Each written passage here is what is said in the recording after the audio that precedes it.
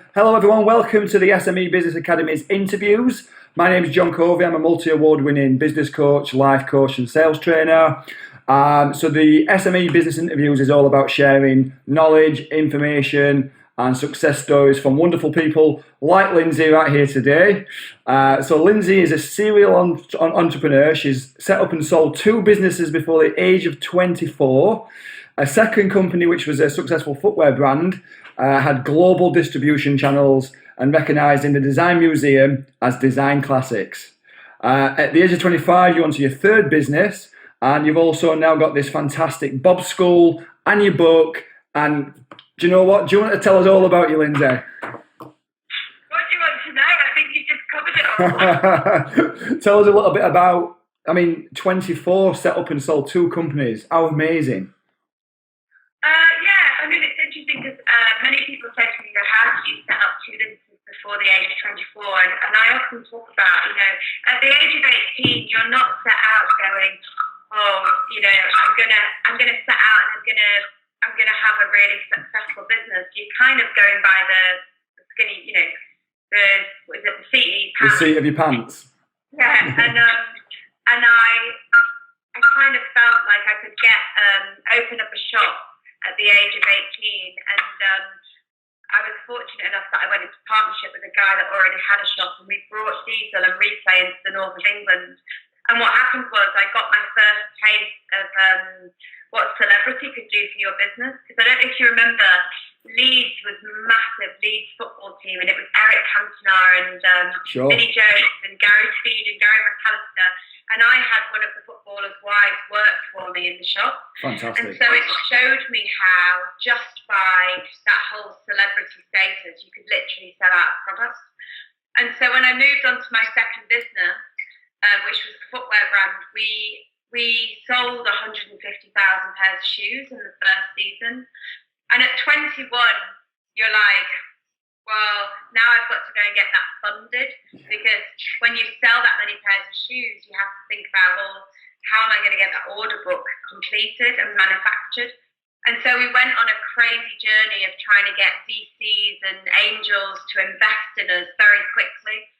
And it gave me then my first taste of funding and the journey as an entrepreneur at a young age to actually go into the funding world. Fortunately, the time we got it funded by a government loan, and we went on to be, like you said, we went on to sell the business to Caterpillar at the age of 24. I have to say, the journeys were incredibly exciting and incredibly stressful.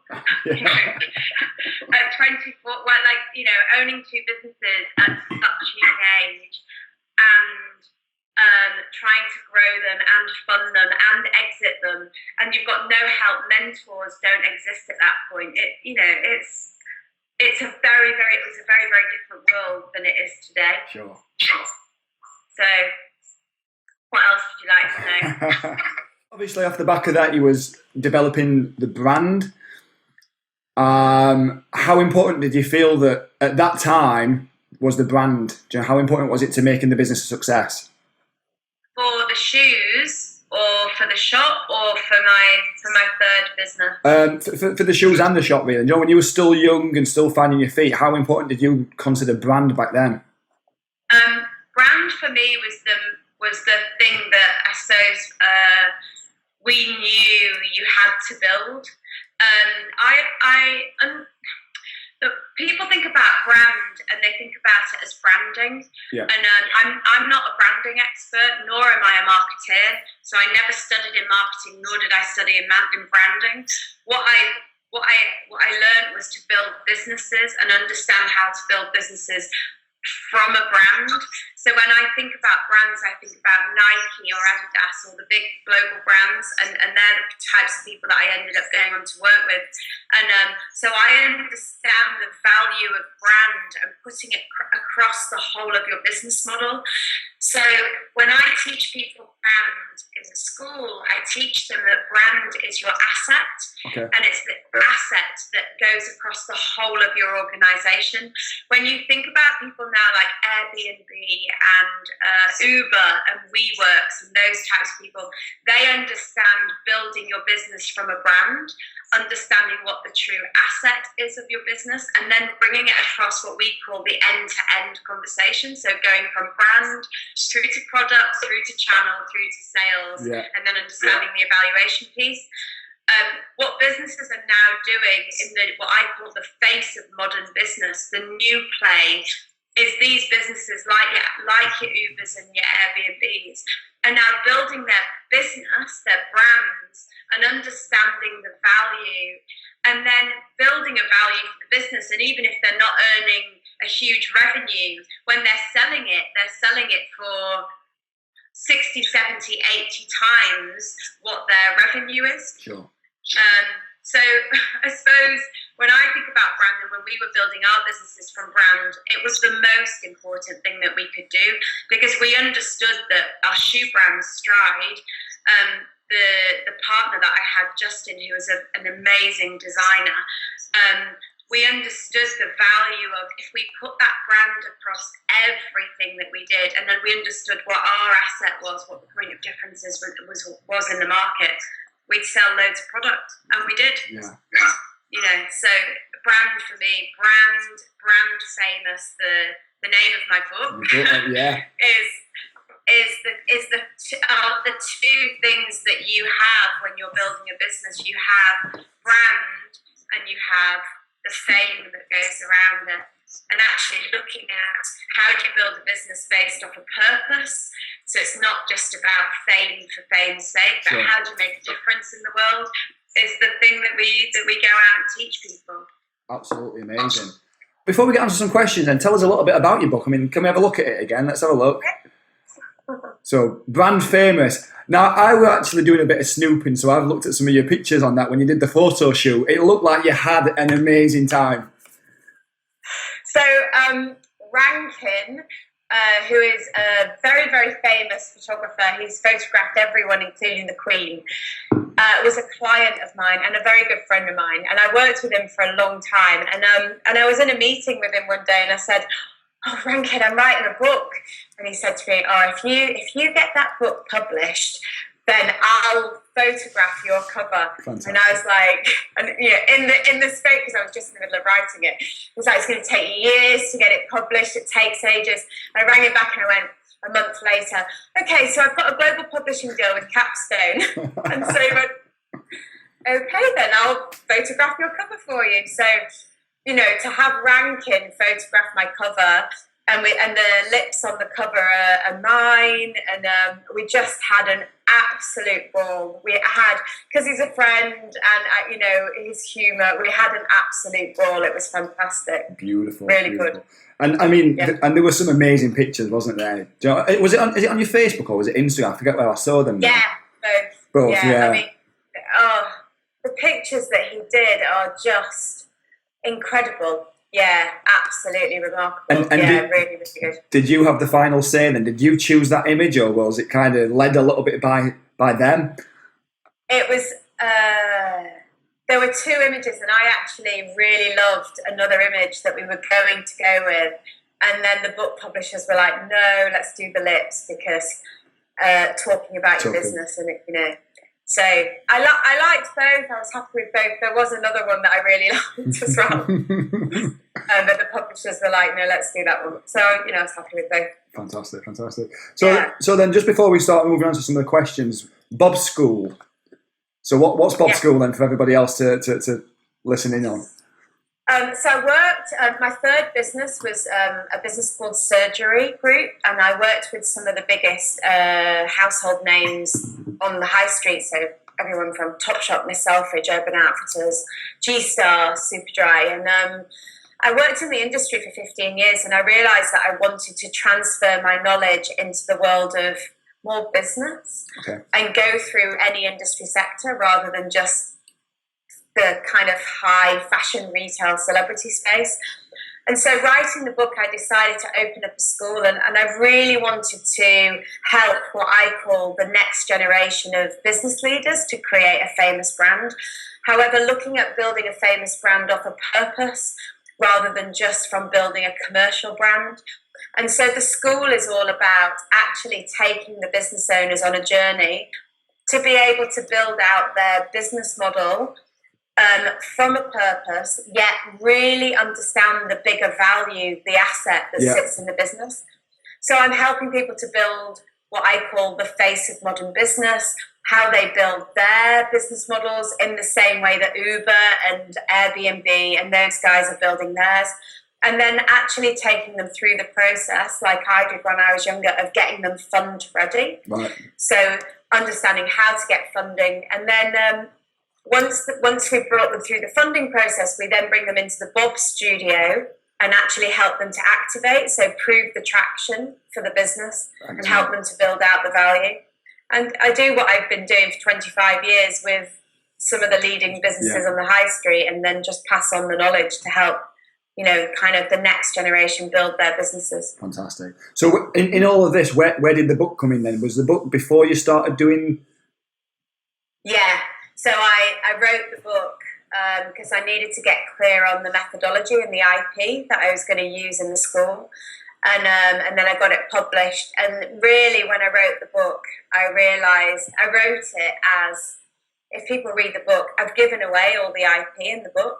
So you can literally go through the book and do it yourself. Okay. There's all the games, there's all the tips and tricks.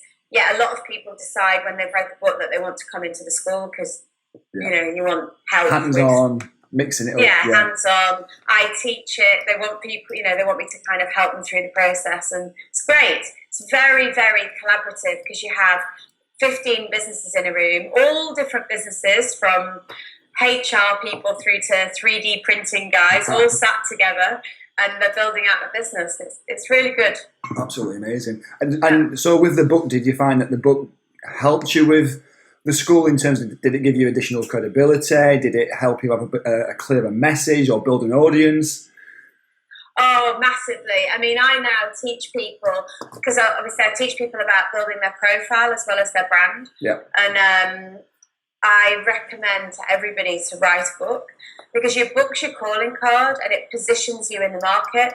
So you write a book and you're able to be then a leader of that topic. Fantastic. And so, I now do a lot of speaking engagements. I do international stuff. I travel around the world. I've got the school running in different countries in Australia and Canada, and it massively raises your profile. Fantastic, because you do travel. I mean, the last time we spoke when we were setting all this up, you Canada, New York, and then Greece, was it somewhere?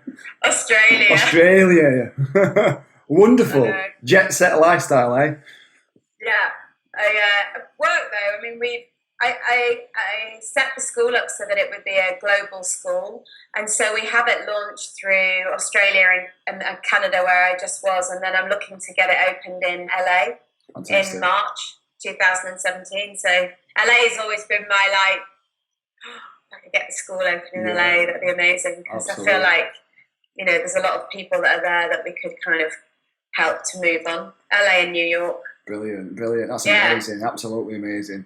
So, before we go on to the question, is it somewhere up here, guys? There will be a button so you can subscribe. So if you want more of the awesome things like what Linzi's sharing with us, do hit this subscribe button. So what I've got is a few questions that I've put together for you. And I suppose the first question really is, what is your motivation? What drives you? Do you know, this is a question I get asked a lot, and I often talk about, and I spoke about this in my book. I left school at the age of 15, and I left with no qualifications. And my family I come from a family of entrepreneurs, so my grandparents were entrepreneurs, and my dad and both my brothers were entrepreneurs, yet they're very academic. Like, my dad was a dentist and my brother was a dentist and so forth. And so when I was younger, I felt like in school I was in the top sets. Yeah, I just didn't gel with school. And I remember saying to my mum one day, don't worry, Mum, I'm going to be as big as Oprah Winfrey. And I've always had this kind of, my drive has been this kind of vision for not knowing like where the vision, how I'm going to get there or what it's going to be, but there's some kind of vision that drives me forward. And kind of sat on what I teach people, like the purpose that I've wanted to shift the world into a new era, that I've wanted to be part of a change. And so what I say to people is you have to build your business off your, what I call your true DNA. Because if you don't build it off your true DNA, your purpose, what gets you up in the morning, then when somebody comes along and says, no, you're not going to do that. You believe No, it? that's not going to work. No. Then you'll stop at the first hurdle. And you have to fail a lot of times and fall over, which I know many times when we had, when you're building 3 businesses, it's not all the joys. There's a lot of failing along the way. Yeah. And you have to stay true to your DNA and your purpose, because then that's the only thing that keeps you on track. Fantastic. That's amazing. So how's your mindset right now then? Do you do anything to protect your mindset? Do you work out on your mindset? I do a lot of yoga. Right, yeah. And look, I've got 2 kids, so who are under the age of 8. So I'm definitely, I try and juggle my life between, having X amount of holidays a year and being with the kids and not working Fridays and spending time with my daughter because she's still not at school. And, I try, but it's not the easiest to have the balance between work and family life. And then also my own life, so working on my mind is very much around yoga and being out in nature and horse riding. And, I love skiing and things like that. So excellent. That's wonderful. Yeah. That's wonderful. So let's go back to 20. When did you start the business? 21 was you when you first started out? My first one was at 18. 18. So what made you want to start a business when you was 18 years old? Well, like I said, I left school at 15, and the guy who I was working for, because I had a Saturday job, he persuaded my dad to let me leave school, and he took my dad out for lunch. And so I then ended up running his shop at the age of 16, because that was my nature. And then I got headhunted by the guy down the street, because I was a top sales girl and it had got around that I was good at selling. And so he headhunted me, and then he just said to me, look, why don't you go into partnership with me? I want to open up a women's shop. You've got, you're great at buying and selling. And so that was that. So I went into partnership with him. And it wasn't that it was, I didn't go out going, oh, I'm going to open up a shop. Yeah. But I definitely went, yes. I mean, it was a no-brainer for me. And so at 18, I was in Paris and Milan, and I was buying, and I was traveling around the world, and I was, learning how to do my own bookkeeping. Yeah. Excellent. So was this still in Leeds, or had you already got? This was in Leeds. Yeah. Yeah. So this was in Leeds with a great guy called Martin Schneider, who has a shop called Accent.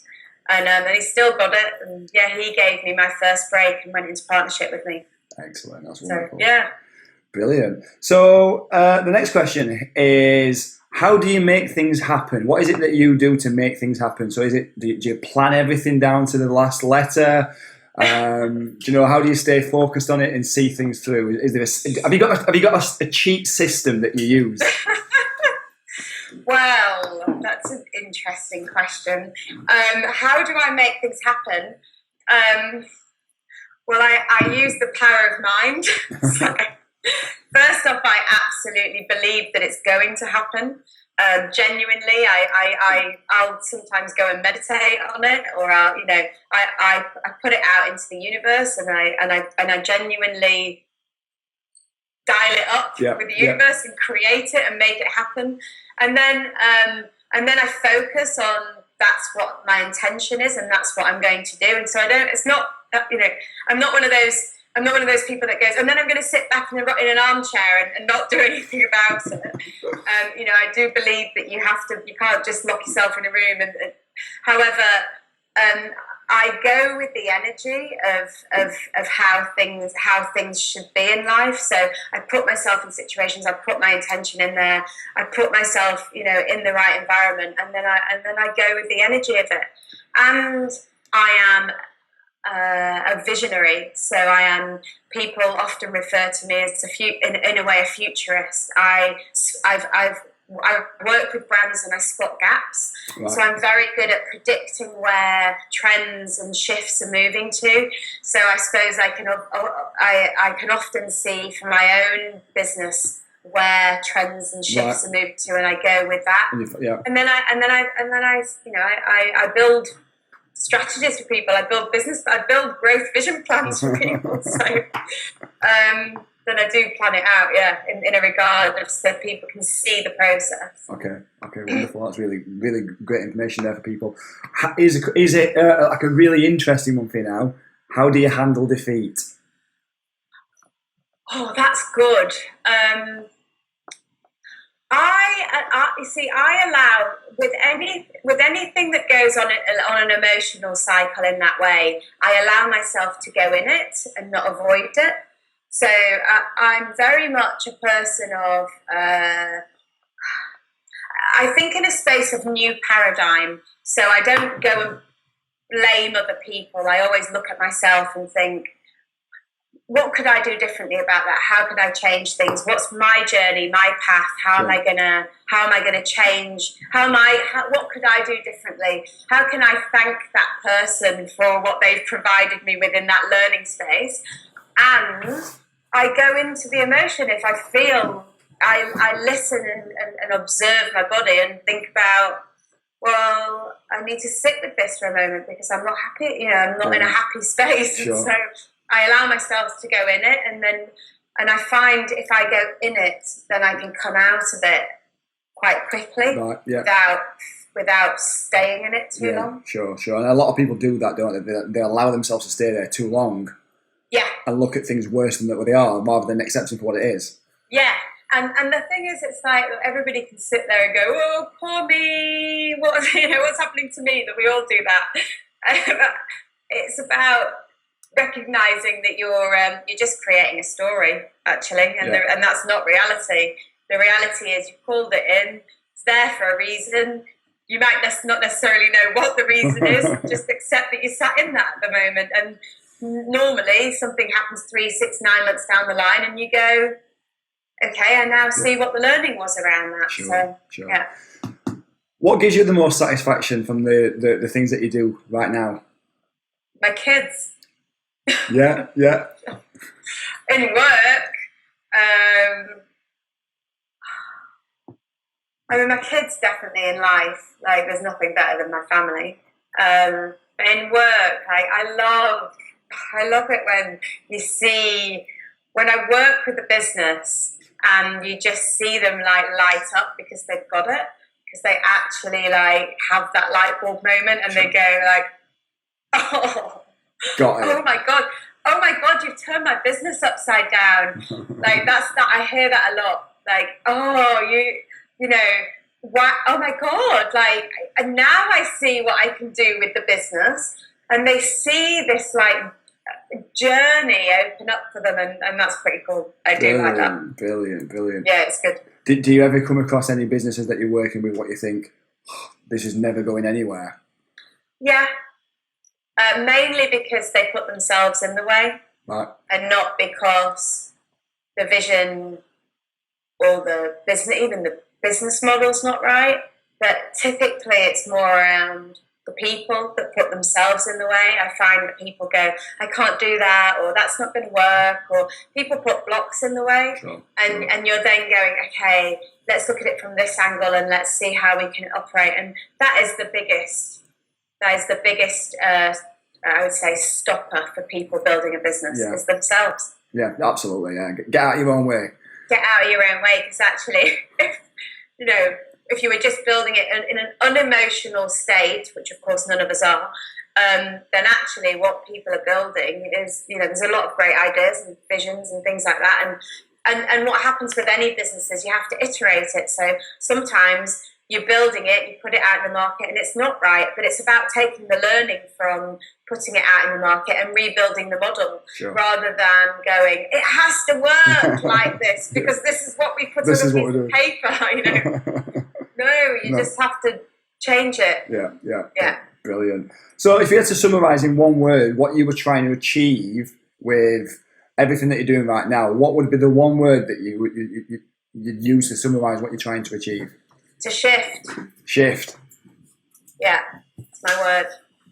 I'm shifting the world into a new era through the eyes of brands. Right, okay, fantastic. That's wonderful. That's wonderful. Shift, brilliant. To shift. To shift. In fact, it's actually Wayne Dyer did a film, didn't he, called Shift? Did he? Yeah, it's on YouTube. Never knew that. Yeah, do you know, it's absolutely remarkable. You should probably. Wow, I love Wayne Dyer. Wayne Dyer is amazing. That. I've never knew that. Oh, that's really interesting. Yeah, definitely so. Let's have a look. What else have I got down here then? So what's your values?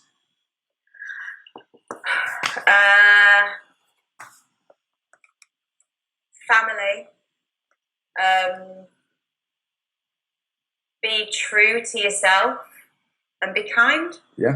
No, brilliant. Perfect. What or who has influenced you the most over all this time?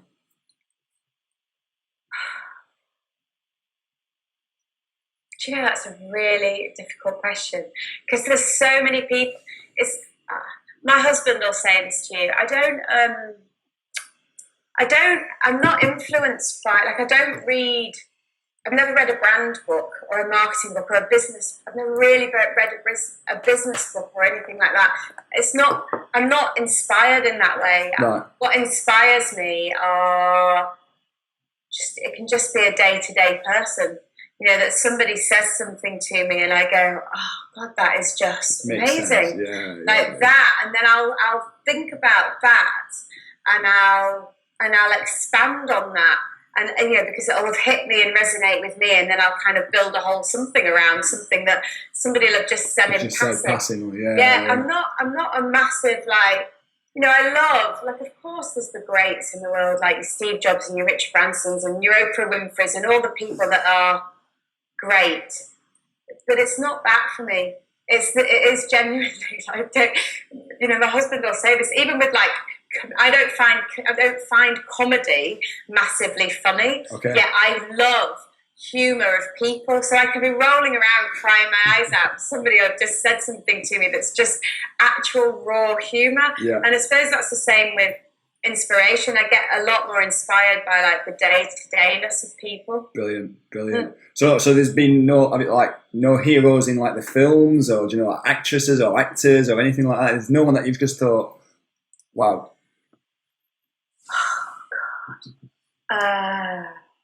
What I do love, and I talk about in my book, is like, I do say you need a bit of Richard Branson's balls. Okay. Like, for me, like, he left school at a young age. You know, I feel like the same kind of gritty, we're street smart. Compare myself to Richard Branson. You know, right? It's like, it's more around, like, having Richard Branson's balls, which I talk about, and I do it on stage and stuff as well, is about that, really. It's like, you don't need to be the smartest or the funniest or the greatest or any of that. You just need to have Richard Branson's balls. You just need to have a bit of, you know, even if people say no, even if it's not going to work, you know, you just need to have that. And Madonna had that. She wasn't the greatest singer. Yeah. She was, you know, but she just had a brand. She worked it. She went for it, and, you know, and it is that for me. Yeah. Gumption, I suppose. Yeah. Cool. You know, you don't have to be. It's not about being the cleverest or the funniest or the smartest. It's just about going for it. Yeah, absolutely. So do you read yourself? Do you read, like, self-help or personal development or novels? Yes, I like more kind of, spiritually type books if I am going to read something.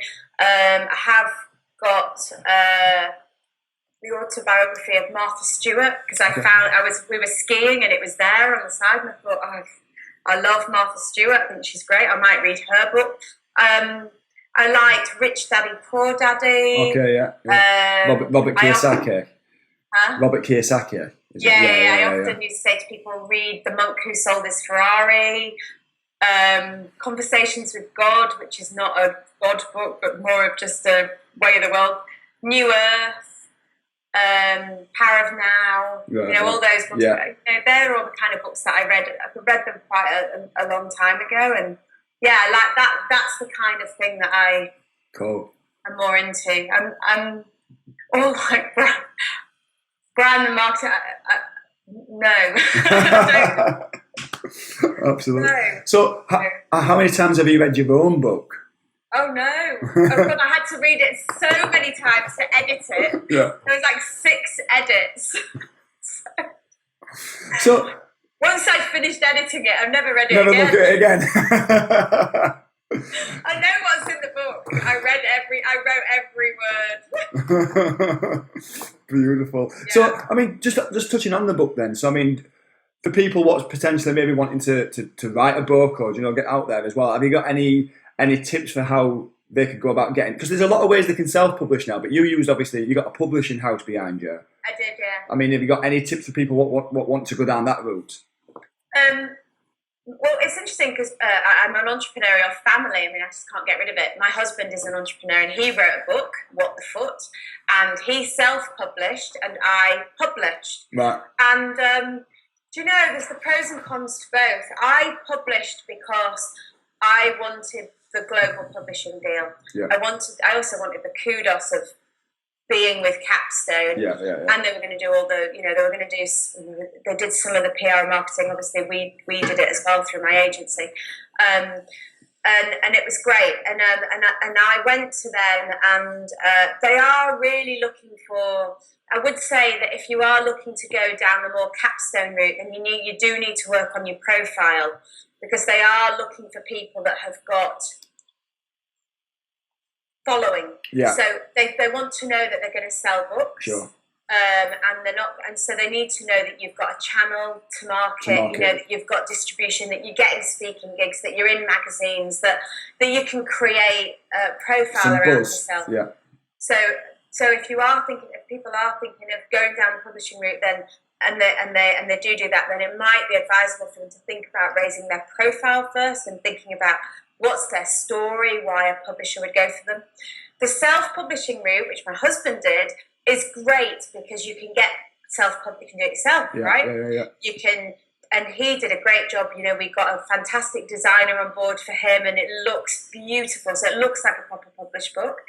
The beauty of it is he can get his book at half the price. He's more in charge of his own book, so he can put it where he wants, and he can open up markets with it a lot easier. I have to buy my book off the publisher. So there are pros and cons to publishing and self-publishing. Self-publishing, yeah, absolutely. Yeah. But so the best advice you'd say is to raise your profile first. If you're going to go down the published route, then they're going to want to see that you've got a bigger profile, that you've got a following, that you've got Twitter followers and Instagram followers, that you've got a business that would support your book. Yeah. So how are they going to? All they care about is selling copies. Of course they do. They're not interested if you're not going to sell a load of copies for them. Yeah. So yeah. Beautiful. Have you got any top tips for anyone starting up in business or looking to grow their business? So starting up in business, test first. So what we teach people is in the school is to try, test, redesign, and iterate, right? Rather than going full pelt into production. Okay. And that doesn't mean production of product, that can be production of services, so that, that's either or. When I say try, that means, as quickly and as cheaply, I've got a big chapter on it in my book, in the channel section, as quickly and as cheaply as possible, test it with your audience, with your customers. So if you want to do a fashion range, for example, rather than producing all the product, just CAD-CAM it, or get a sample made, and then put it out to your network, whether that's Facebook, Twitter, Instagram, email, whatever your network is, and see what reaction you get, and run a competition around it, and see if people click and like things, Yeah. and then you know that, you know, or if people, you can also, I teach people to get people to place orders. And so then you can, and as long as you've got somewhere that you can get things produced quickly, then take the order and then get it produced rather than the other way around. The same with services. You know, like if you want to run a school or a workshop or a training program or a consultancy thing, then go out and test first. Sure. Like, you know, put on a workshop, you know, for free and see what reaction you get to the content rather than actually trying to sell it at £1,000 and then nobody comes. Nobody comes, yeah. You want to find out whether people like your content, you know, and your brand and things like that first. Perfect, so. Brilliant, absolutely. We're getting towards the end now. So is there any software or apps that you use for your business that you just simply couldn't live without? Zero. The accounting package. It's fantastic. Yeah. And I recommend, if you're talking about small businesses, for any small business now that are starting up, you know, I got trained at a young age to do bookkeeping. I don't do it anymore. And for any young business starting up, Xero is fantastic for getting all your accounts, getting all in order to get your invoices out and so forth. Yeah, I think it's absolutely brilliant. Yeah. And I mean, I used to use Xero for quite a while and I don't now for different reasons, but it is great because it integrates into a lot of stuff so you can do payments and everything. It's phenomenal, really. It really is phenomenal. Yeah, it really is good. So yeah, Xero would be the one for me. Any others? Any apps? I like WordPress as a web page because I just think it's really easy to use and to navigate. Sure. And again, people can quickly. I mean, this is what we teach in the school. Like we help to build web sites for people, and WordPress. And we typically build them in WordPress because we know that we can hand them over to the entrepreneur and they can quickly adapt and change. And yeah. So, and actually, we've built websites for very, very large organisations, and we've done it in WordPress because they're just great to span across and build out on. Yeah, and I suppose that it's a big established platform, so there's lots of plugins, and there's not a lot that you can't do with it. Yeah, totally. Yeah, so both of those are really good. Excellent. Final question, and this is something that I'd not actually had down as my original questions, but it kind of came to me when we were talking a little while ago. So we talked about like work and life and balancing it out with your children and work and stuff. I'm quite a big believer that I don't think that there's a thing known as work-life balance. I think it's more of an integration. Totally. Yeah. So I mean, how do you kind of integrate the two? I've started doing a campaign actually, and it's all around at the kitchen table. Hence why look at us, like, well, I'm at my kitchen table, and it is all around the new businesses are now at the kitchen table, and so it's not about, you know, it used to be about I'm going to the office, darling, or you know, and then when you came home, you kind of that was it. It's not about that anymore. It is about being at the kitchen table. And what we do with the kids is we massively integrate them into what we're doing. Yeah. So, you know, like my son will be in my husband's workshop program and he'll be teaching with him at the front, or he'll come to, I spoke for Mass Challenge and he came to the talk. He's only 7. He came to the talk and he had to go and collect all the business cards for me and introduce himself. And for me, it has to be about integrating them into our world. And if I'm having a rubbish day, which I had yesterday, I say to them, do you know, I'm just having the most awful day. Yeah. And I talk to them about, you know, what that means and why that is for the business and what's going on for me at the moment. And we're just very open with the kids. Brilliant. That's amazing. Lindsay, thank you so much for your time today. That's been wonderful. As always, guys, there's going to be another button floating up here where you can subscribe, so you can obviously get more of these wonderful videos like this, like we've had from Lindsay today. Once again, Lindsay, thank you so much. That's been so insightful and wonderful. And if people want to find me, they can get me on linziboyd.com. And also my Twitter, which we love, Linzi_Boyd. Absolutely. And your book, can my book, Brand Famous, and they can get that on Amazon. And if you love it, do leave me a review. and so just finally, before we leave then, Bob's School, where would people find out about that? On the linziboyd.com, Bob's School. And if they cut to everything's on my linziboyd.com site. Okay. And there's a Bob School area, and then they can come on there, have a look, leave us a message, click on. We've got the next school running middle of July, the 12th and 13th, I think it is. So, and I think there's 3 places left. Excellent. So absolutely wonderful. Once again, Linzi, thank you so much for today. Thank you. It's been wonderful. And guys, I hope you've enjoyed it. Look at subscribing, and let's see you on the next one. So he's the founder of Sublime Science, Dragon's Den winner, Queen's Award winner, and I also hear that you, at the moment, you're doing the pitch to rich for the Boom. Yeah, that just involved in that right now. Yeah. Fantastic, wicked. Tell us a little bit about you. Okay, that old the dreaded self-aggrandizement. Well, I started my business when I was 22 years old with a loan from the Prince's Trust of a whopping £1,750, 8 years just about, and a fairly comically ridiculous amount of hard work later. Some of the stuff you mentioned, winning Dragon's Den, winning a Queen's Award, won a Great British Entrepreneur Award, took Sublime Science from like an idea in my mind to a national company. Published a book, gave away 100,000 free copies of a book called Don't Eat Your Slime, which is a fun science experiment book for primary school children to do awesome experiments with stuff they've already got. And along the way, with all that stuff combined, we've made science awesome